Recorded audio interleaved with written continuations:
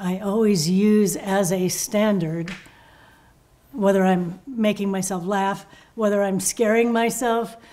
Is there something that Rick Wallace, the man who gave me my first directing job, told me several things that still play in my head, and one of them was, if you think there's something wrong, there is.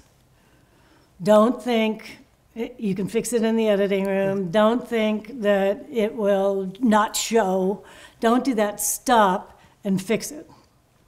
Even if it means you have to go back, even if it means you're going to incur the wrath of the cameraman or any number of people or your schedule, any of that stuff. If you think it's wrong, your job is to hear that early so you don't get yourself into trouble when you try to fix it. You just pay attention. When it isn't working, stop and fix it. So creating scary, creating dark, weird, nip-tuck, creating hysterically funny Ally McBeal, all of that, it was just about how am I making myself feel when I get behind a monitor and look at what I set up. And if it's working, I pretty much figure it works. I will say this, you don't have limitless time. So that desire to have everything be perfect has to be mitigated by it being good enough that you are going to live to the end of the day and they're not going to come and kill you for the hours that you've spent. And the actors are not going to get disinterested because you've made them do stuff so much. That's a delicate balance, is keeping them interested in what you're doing. So I, in my head sometimes does roll the expression, okay, that's good enough. That's good enough. It'll tell the story, it does the trick. It's not like the essential moment. It's good enough, let's move on. That was a hard one to embrace. Actually, all of these came from Rick Wallace. The next one was, don't listen to what they're saying behind you.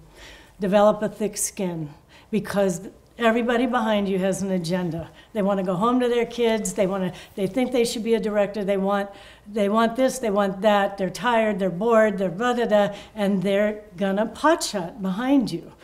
If you listen, they'll kill you, and they will paralyze you, and your job is to keep going forward no matter what. And so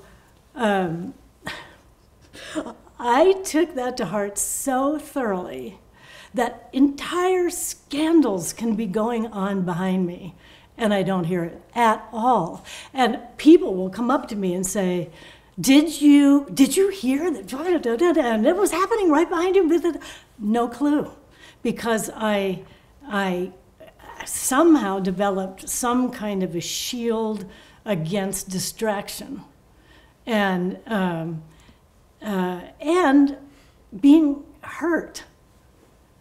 Because no matter how you understand that really they're not meaning to be so mean to you, but because they want to go home, it hurts your feelings, and that can also inhibit you from doing your work. So I really have to say, to my credit or not, have like this iron shield around me when I work.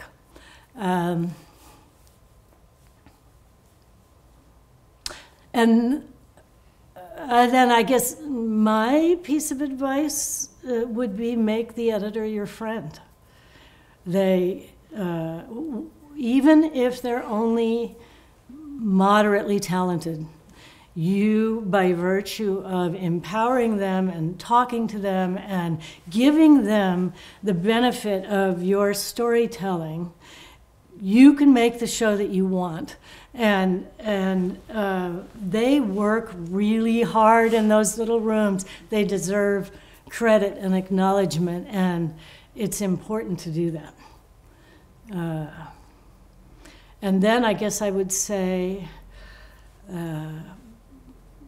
and this is only based on my experience, do the job you're given as well as you possibly can, better than anybody expects you to do it.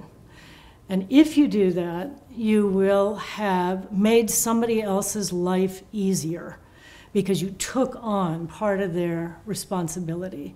And if you do that, they will help you and they will push you into the next circle.